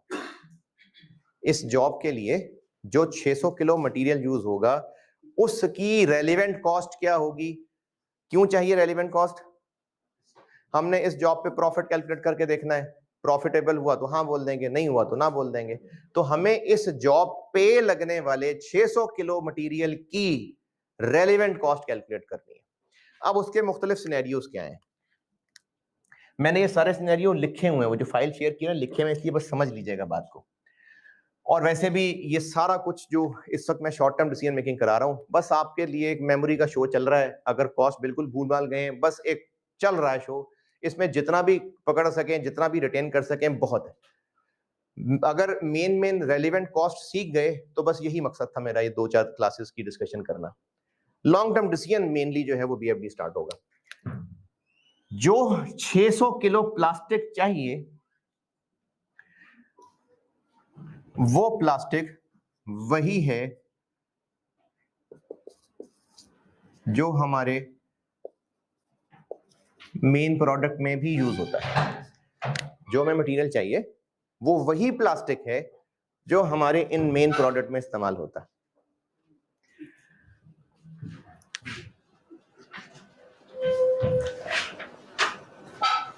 और हमारे स्टोर में नहीं पड़ा हुआ, खाली पड़ा है स्टोर, तो ये 600 किलो खरीदना पड़ेगा। अगर ये जॉब की 600 किलो खरीदना पड़ेगा, क्या रेलिवेंट होगा? इसकी क्या कॉस्ट रेलिवेंट होगी? जितने का खरीदेंगे तो हमारे लिए जिसको खरीदना जितना कॉस्ट करेगा वो रेलिवेंट। तो इस शाख पे रेलिवेंट कॉस्ट क्या हुई? उसकी परचेज कॉस्ट। तो इस शाख पे रेलिवेंट कॉस्ट हो गई उसकी परचेज कॉस्ट, कि जितने का खरीदेंगे या जितने का पिछले महीने मिलता था, जितने का अब मिलेगा। लेकिन अगर ये स्टॉक में पड़ा हुआ है, हमें जो 600 किलो मटेरियल चाहिए इस जॉब के लिए वो वही है। कौन सा वही है? जो हमारे मेन प्रोडक्ट में इस्तेमाल होता है और स्टोर में पड़ा हुआ है। तो फिर जितने का खरीदा था वो रेलेवेंट है। क्यों? क्योंकि वो था, हमारा डिसीजन जो भी हुआ वो था बदल जाएगा। हमारे स्टॉक में पड़ा हुआ है 250 रुपए किलो खरीदा था, तो ये 250 रुपए किलो जेब से चला गया हुआ है। अब हमारा डिसीजन हाँ हो या ना हो, इस 250 पे क्या असर पड़ेगा? हम अगर ना कर दें तो ये 250 खर्च हो चुका हुआ है, हाँ कर दें तो भी 250 खर्च हो चुका हुआ है। तो ये तो रेलिवेंट नहीं है। फिर रेलिवेंट क्या होगा? स्टॉक में पड़ा क्यों है? क्योंकि हमने स्टॉक में रखना होता है, हमने यूज करना होता है, हमने एक सर्टेन लेवल रखना होता है स्टॉक में। अगर ये पड़ा हुआ वाला इस जॉब पे यूज कर लिया तो और लाके रखना पड़ेगा, क्योंकि रखना होता है। हमारे मेन काम में चाहिए होता है, हमने इन्वेंट्री लेवल मेंटेन करना होता है, इसलिए रखा हुआ था।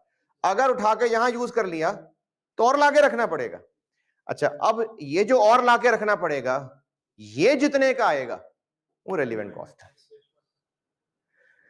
जो इस वक्त स्टोर में पड़ा हुआ है वो कितने का खरीदा था नहीं है रेलिवेंट।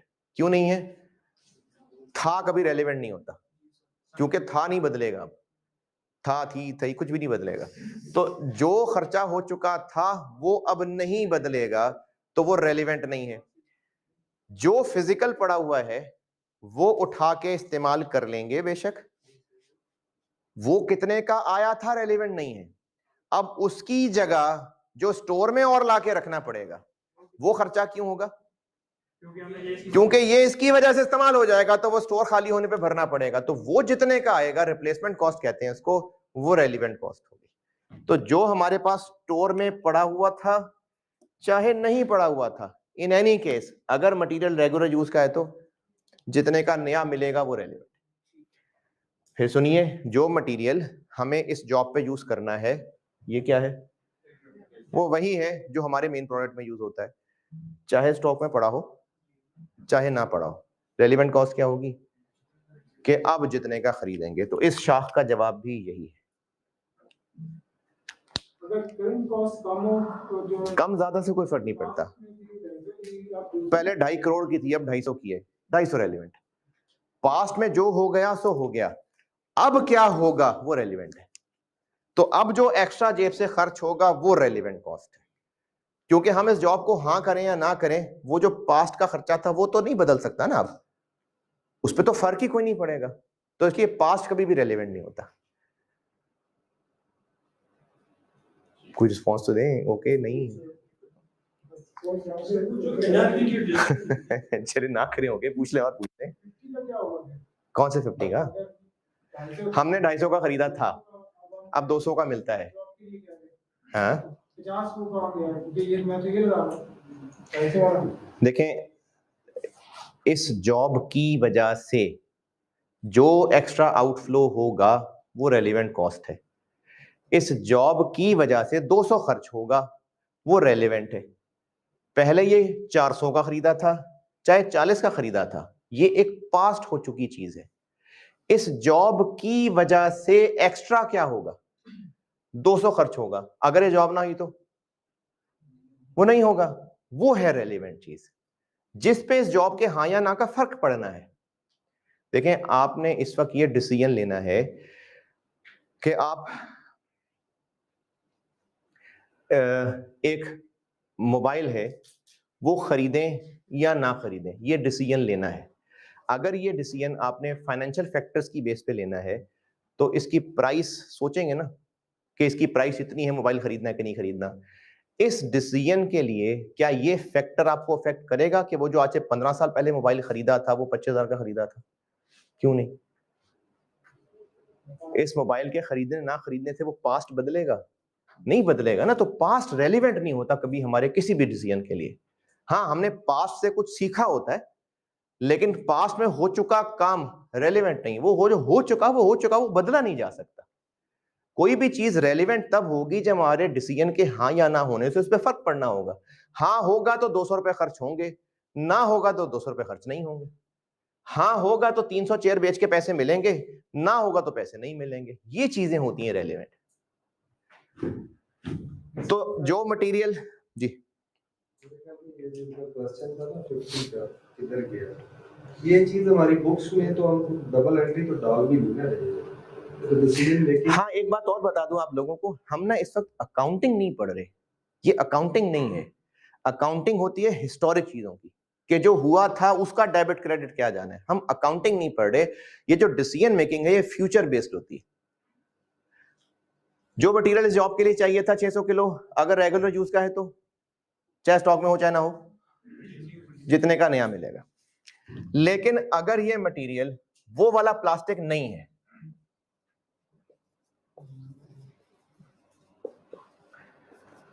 वो ज्यादा अच्छी क्वालिटी का होता होगा, ये बच्चों के लिए चेयर्स चाहिए, तो जो हमें 600 किलो प्लास्टिक इस जॉब के लिए चाहिए वो हमारे मेन यूज का नहीं है, हमारे रेगुलर यूज का नहीं है। जब नहीं है तो फिर हमारे पास भी नहीं होगा।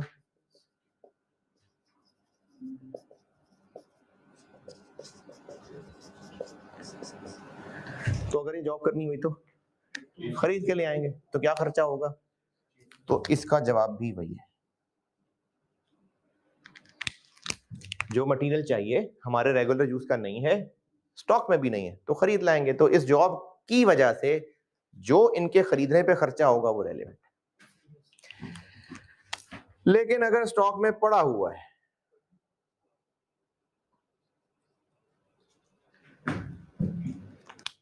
वो यहां ठीक है, फोकस तो नहीं हो खराब हो रहा, लेकिन अगर स्टॉक में पड़ा हुआ है, क्यों पड़ा हुआ अभी, ये हमारे काम का नहीं है, तो पहले कभी होता होगा, अब नहीं होता।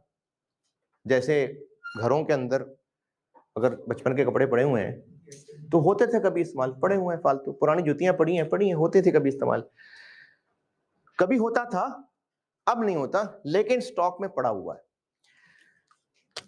वो रिसोर्स जो अवेलेबल है, कितने का खरीदा था, इररेलेवेंट, क्योंकि था, चूंकि हमारे काम का नहीं है, तो इस जॉब के ना होने पे हमने कुछ ना कुछ तो सोचा ही हुआ था इसके लिए। हमेशा तो संभाल के नहीं, अम्मी तो है नहीं जिसने बचपन के कपड़े संभाल के रखने ही थे, हमारे बच्चों के लिए भी रखने थे। बिजनेस है, हमारे पास फालतू चीज स्टोर में पड़ी है, हमने यकीनन इसका कुछ ना कुछ हल सोचा हुआ था, और कोई बेहतर हल ही सोचा होगा। क्या क्या हल हो सकता है, डिस्पोज ऑफ कर सकते हैं, तो हमने इसको कुछ ना कुछ ठिकाने लगाने का हल सोचा हुआ था। अब वो जो ठिकाने लगाना था, बेचना था, उससे कोई पैसा आना था, हम सोच चुके थे, और वो पैसा मिलना था।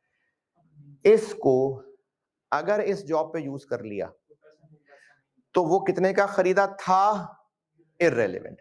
लेकिन ये जॉब ना होती तो बेचते और कुछ इनफ्लो होता, अगर इस जॉब पे यूज कर लिया तो अब वो इनफ्लो नहीं होगा, वो हमारी कॉस्ट है। और इस तरह की चीजों को अपॉर्चुनिटी कॉस्ट कहते हैं। ये जो मैंने 4 बुनियादी असूल बताए थे ना, इनमें से जो ये वाली बात बताई थी ना कि इनफ्लो होना था, इस जॉब की वजह से नहीं हो सकेगा, वो अपॉर्चुनिटी कॉस्ट होती है। तो जो मटेरियल चाहिए रेगुलर यूज का नहीं है और स्टॉक में है, उसका यकीनन कोई हल सोचा हुआ था, यकीनन कोई बेहतरी सोचा होगा, कोई इनफ्लो होना होगा, इस जॉब की वजह से अब वो नहीं हो पाएगा, तो वो इनफ्लो एक रेलेवेंट कॉस्ट है। इनफैक्ट वो इनफ्लो लॉस्ट एक रेलेवेंट कॉस्ट है। अच्छा, यहां पर मैं आपको कुछ फिगर्स बताता हूं। ये जो स्टॉक पड़ा हुआ था, ये हमने 150 का खरीदा था, और इसको हम 180 का बेच देते। 150 का खरीदा था, पड़ा हुआ है, और 180 का किसी ने रेट लगा दिया था, हमने इसको बेच देना था उठा के 180 का, तो रेलेवेंट कॉस्ट क्या होगी, 180 के 30, 150 का खरीदा था, फालतू पड़ा हुआ था, हम इसको 180 का बेचने वाले थे, अब नहीं बेच सकेंगे, तो रेलेवेंट कॉस्ट क्या है, 180 या 50, हमें तो उस पर 30 का प्रॉफिट होना था।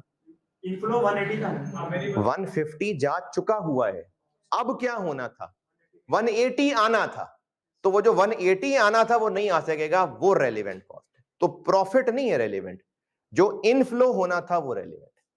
अच्छा, 180 का बिकना था, लेकिन जिसको बेचना था उसके घर पहुंचा के आना था, तो 10 रुपए वहां खर्च हो जाने थे, तो वो लेस कर देंगे, यानी 170 आना था जो नहीं आ सकेगा, वो हमारी अपॉर्चुनिटी कॉस्ट है।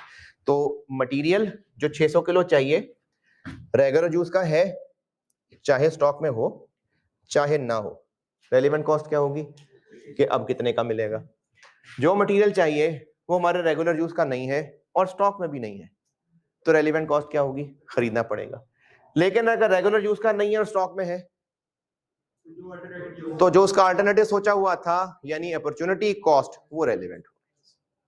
अच्छा, अगर अल्टरनेटिव्स एक से ज्यादा सोचे हुए थे, तो जो उनमें से बेस्ट था, क्योंकि हमने यकीनन वो एक्शन लेना था जो बेस्ट होना था, तो जो बेस्ट अल्टरनेटिव था वो होती है अपॉर्चुनिटी कॉस्ट।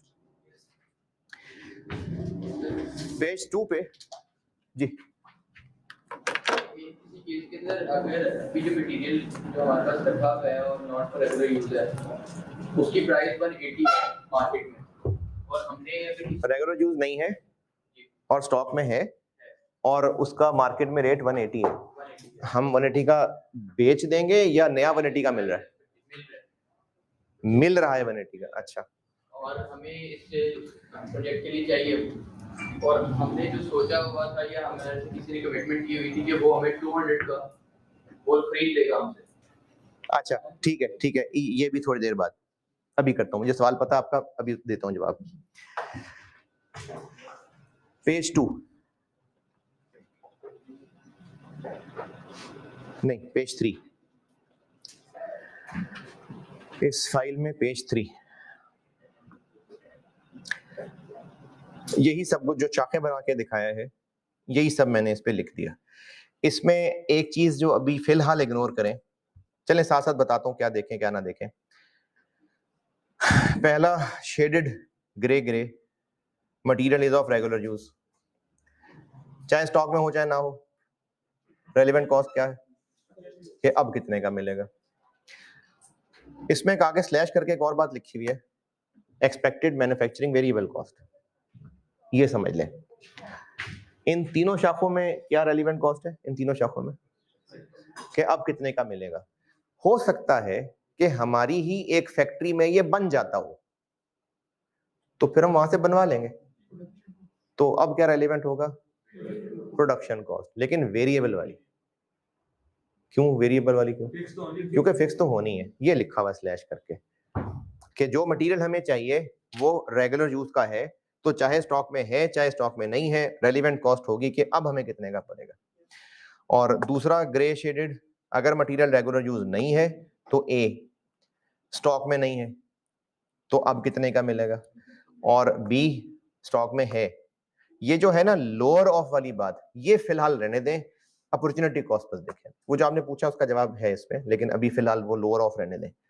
अपॉर्चुनिटी कॉस्ट क्या होती, जो हमें एक इनफ्लो होना था वो हम छोड़ देंगे, ये अपॉर्चुनिटी कॉस्ट। जो मिसाल मैंने दी थी 180 की, तो 180 रेलिवेंट है कि 30?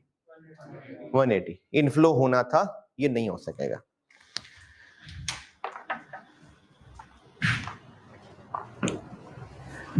यानी ये हम कुर्बान कर देंगे, अपॉर्चुनिटी कॉस्ट मतलब हम कुर्बान कर देंगे। ऐसा चांस कम है वैसे, लेकिन हो सकता है कि जो हमारे पास पड़ा हुआ है उसको हम 180 का सेल करने वाले थे। हमें इस जॉब पे जो मटेरियल चाहिए वो हमारे पास पड़ा हुआ है, लेकिन हमारे रेगुलर यूज का नहीं था। इस पड़े हुए का क्या सोच चुके थे, 180 का बेच देंगे, तो क्या रेलिवेंट है 180। लेकिन हम जिसको 180 बेचने का कह चुके थे, इनफैक्ट वो हमसे 180 में खरीदने का कह चुका था और वो सोच समझ के वादा कर चुका था। हमें पता चला कि ये मार्केट से 160 का मिल रहा है, मार्केट से 160 का मिल रहा है, तो हम इस जॉब पे यूज करना चाहते हैं। 180 को अभी कुछ देर पहले रेलिवेंट क्यों कहा था, क्योंकि एक इनफ्लो आना था, वो कुर्बान करना पड़ेगा, क्योंकि इस मटेरियल को यहां यूज कर लेंगे। तो अब हमें पता चला कहीं से कि ये मार्केट से 160 का मिल रहा है, तो 180 की कुर्बानी दे दें और यहां यूज कर लें। फिर जिसको कहा था उसको बेचें चुप करके 180 का, और मार्केट से 160 का लाके यहां यूज कर लें। तो अब क्या रेलिवेंट होगा, 160। ये लिखा हुआ लोअर ऑफ 160 और 180, ये पूछ रहे थे। तो मटेरियल, ये जो मैंने बॉक्स बनाया हुआ है, इससे ऊपर ऊपर वाली बात सारी आपको मैंने समझाई। तो जो कुछ समझाया ये बॉक्स अपॉर्चुनिटी कॉस्ट वाले बॉक्स से ऊपर ऊपर ये लिखा हुआ। हाँ जी, मटेरियल ओके। अपॉर्चुनिटी कॉस्ट क्या है क्या है अपॉर्चुनिटी कॉस्ट? जो हमने सोचा हुआ था फायदा, इनफ्लो, उसकी कुर्बानी, तो वो अपॉर्चुनिटी कॉस्ट है। अब हमने जो फायदा सोचा हुआ था, अगर वो 2-3 थे तो कौन से वाले को अपॉर्चुनिटी कॉस्ट ले? अब इसमें भी 2-3 वैरायटियां हो सकती हैं। ये जो 600 किलो चाहिए, इसके हमने पॉसिबल हल ये सोचे हुए थे कि हम इसको बेच देंगे 180 का, लेकिन 10 खर्च होगा। तो हमने एक हल सोचा हुआ था कि हम इसको नेट 170 पे डिस्पोज ऑफ कर देंगे। एक हल ये सोचा हुआ था। दूसरा हल ये सोचा हुआ था कि ये जो इस जॉब के लिए 600 किलो चाहिए ये थोड़ा हल्का वाला प्लास्टिक है, ये हमारी चेयर्स वाला नहीं है, ये थोड़ा हल्का वाला प्लास्टिक है। जो हमें इस जॉब के लिए 600 किलो चाहिए वो निस्बतन हल्का प्लास्टिक है, हमारे मेन यूज का नहीं है और स्टॉक में पड़ा हुआ है। इसकी बात मैं बता रहा हूं। क्या रेलिवेंट है इसकी? Opportunity cost. लोअर ऑफ वाली बात को भी साइड पे करता हूं, अपॉर्चुनिटी कॉस्ट समझा रहा हूं। तो क्या रेलिवेंट हुई? Opportunity cost. अपॉर्चुनिटी कॉस्ट क्या है? जो हमने इसका हल सोचा हुआ था, जो हमें इनफ्लो मिलना था वो। अब मैं कह रहा हूं कि हमने 2-3 हल सोचे हुए थे। एक हल सोचा हुआ था कि इसको 10 खर्च करके 180 का बेच देंगे, एक ये हल था। एक हल ये सोचा हुआ था कि इसको हम पकाएंगे, इसमें थोड़ा सा केमिकल और डालेंगे और इस 1 किलो से हम एक और मटेरियल तैयार कर लेंगे, वो है हमारे काम का। दोबारा सुनिए, एक हल तो ये सोचा हुआ था कि हम इसको बेचेंगे और नेट 170 पर किलो हमें मार्केट में मिल जाएगा। दूसरा हल ये सोचा हुआ था कि हम इस 1 किलो को पकाएंगे, इसमें कुछ और रुपया खर्च करेंगे और इससे अच्छा वाला प्लास्टिक जो हमारे काम का है उसका आधा किलो बना लेंगे। तो इससे फायदा क्या होना था? तो वो जो नॉर्मल यूज में इस्तेमाल हो जाएगा तो उसमें फायदे वाली क्या बात है? वो फिर हमें मार्केट से खरीदना नहीं पड़ेगा। तो हम ये जो इस 1 किलो को पिघला के मजीद प्रोसेस करके आधा किलो हमारे काम वाला मटेरियल बना लेते, इससे फायदा क्या होता? वो जो अच्छा वाला मटेरियल वो हमें खरीदने के पैसे बच जाते। अच्छा, वो जो अच्छा वाला मटेरियल है ना, वो 400 रुपए किलो मिला करता है। तो हम इस 1 किलो से उसका आधा किलो बना लेते, तो हमारी ये हरकत हमें 200 बचा देती। कैसे 200? वो 400 का किलो है तो आधा किलो हमने खुद तैयार कर लेना था, तो 200 बच जाने थे। लेकिन ऐसी थोड़ी तैयार हो जाना था, हमें उस 200 का फायदा लेने के लिए इस पे हमें 25 रुपए खर्च करने पड़ने थे। तो हमारा 175 का फायदा होने वाला था। तो एक हल ये सोचा हुआ था, एक हल ये सोचा हुआ है। तो यकीनन हम अक्लमंद होते तो कौन सा हल पिक करते? तो ये अपॉर्चुनिटी कॉस्ट। हमने अगर एक से ज्यादा हल सोचे हुए थे तो वो अपॉर्चुनिटी कॉस्ट है जो उनमें सबसे ज्यादा है। और एक तीसरा हल ये सोचा हुआ था, बल्कि वो तीसरा हल रहने दें क्योंकि वो typically short term decision making की चीजें, वो रहने देते हैं। ये 2 काफी हैं, वो रहने देते हैं। ये 2 हल थे। अपॉर्चुनिटी कॉस्ट किसको बोले? तो अपॉर्चुनिटी कॉस्ट होती है कि अगर एक से ज्यादा हल सोचे हुए थे उनमें से जो बेस्ट था। तो एक मिसाल मैंने दी है कि हम इसको बेचने वाले थे, उस सूरत में क्या मिलना था? एनआरवी। और दूसरा हल सोचा था कि इसको किसी और टाइप ऑफ मटेरियल में कन्वर्ट कर लेते, इससे क्या मिलना था? उस दूसरे मटेरियल के खरीदने का खर्चा बचना था, लेकिन माइनस कन्वर्जन पे जो खर्चा लगना था। तो इस डब्बे के अंदर मैंने ये समझाया हुआ है कि अपॉर्चुनिटी कॉस्ट क्या होती है, हाईएस्ट होती है जो जो अल्टरनेटिव सोचे हुए थे। तो इनमें से मैंने आपको 1 और 3 बता दिया। 2 जो है वो typically short term decision making, उसको रहने देते हैं। इसी पेज पे डब्बे में opportunity cost best alternative foregone है और इसमें से मैंने आपको ये 2 मिसालें दे दी, 1 और 3। या तो हम इसको बेचने का सोच चुके थे तो फिर उसमें एनआरवी आनी थी, या फिर हम इसको किसी और में कन्वर्ट करने का सोच चुके थे तो उससे क्या बेनिफिट होना था? वो कोई और मटेरियल कितने का मिलता है माइनस कन्वर्जन का खर्चा।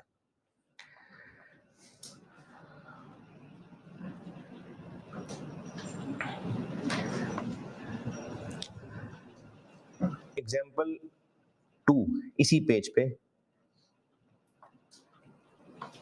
पढ़िए और पीछे सॉल्यूशन देख लीजिए, अच्छी तरह देख लें, फिर मैं इसको डिस्कस करता हूँ। हो सकता है देख के ही समझ आ जाए, नहीं तो मैं फिर भी एक ओवरव्यू दे दूंगा इसका।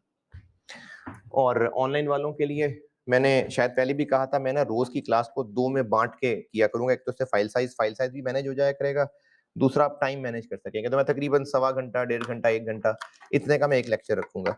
तो इसको मैं यहीं तोड़ के, तो अब अगला लेक्चर 3 होगा। ठीक है, इसको लेक्चर 3 कर